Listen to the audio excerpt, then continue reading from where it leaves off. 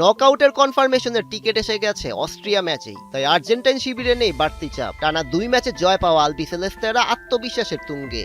এই সিচুয়েশনে coach Scaloni নিলেন নতুন সিদ্ধান্ত। কেপ ভার্দের বিপক্ষে রাউন্ড অফ 16-এর আগে মেসিকে দিতে চাইছেন খানিকটা রেস্ট, আর তাই জর্ডানের বিপক্ষে এলএমটেনকে রাখছেন না শুরুর একাদশে। নকআউটের মতো গুরুত্বপূর্ণ ম্যাচকে ঘিরে লিওনেল স্কালোনি নিচ্ছেন না কোনো রিস্ক। জর্ডানের বিপক্ষে প্রিয় ছাত্র মেসির না থাকা বিষয়টি ক্লিয়ার করেছেন আর্জেন্টাইন কোচ। শুক্রবার প্রেস কনফারেন্সে তিনি সাফ জানিয়ে দেন মেসিকে দলে রাখবেন, তবে অবশ্যই 90 মিনিটের জন্য নয়। সেকেন্ড হাফে হয়তো মাঠে দেখা যেতে পারে ফুটবলের এই মহাতারকাকে।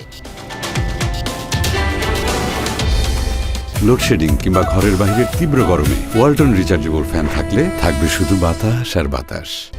26 বিশ্বকাপে আর্জেন্টিনার 5টি গোলই এসেছে ওই মেসির পা থেকে।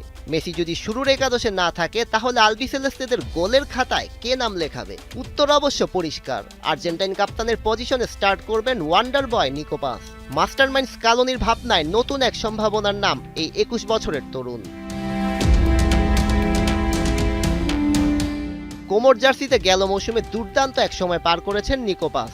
সেস ফ্যাব্রিগাসের অধীনে 6 অ্যাসিস্ট সহ মোট 12টি গোল করেছেন এই উদীয়মান আর্জেন্টাইন তারকা। মাঝমাঠে আগুন ছড়ানো এই মিডফিল্ডার বাগিয়ে নিয়েছেন সিরিয়া বেস্ট মিডফিল্ডার অ্যাওয়ার্ড। এছাড়াও তার অসাধারণ নৈপুণ্যে নিজেদের ইতিহাসে প্রথমবারের মতো চ্যাম্পিয়ন্স লিগ স্পট নিশ্চিত করেছে কোমো। অনেকেই ইতোমধ্যে নিকো পাসকে নেক্সট মেসি হিসেবে ধরে নিচ্ছেন। খেলার স্টাইল ও ট্যালেন্ট এই দুই জায়গাতেই নিজেকে গড়ে তোলার মিশনে ব্যস্ত 21 বছর বয়সী নিকো পাস। এবার দেখার পালা মাঠের লড়াইয়ে কিভাবে মেলে ধরেন তিনি। সৈয়দ রেজন রহমান, ৭১।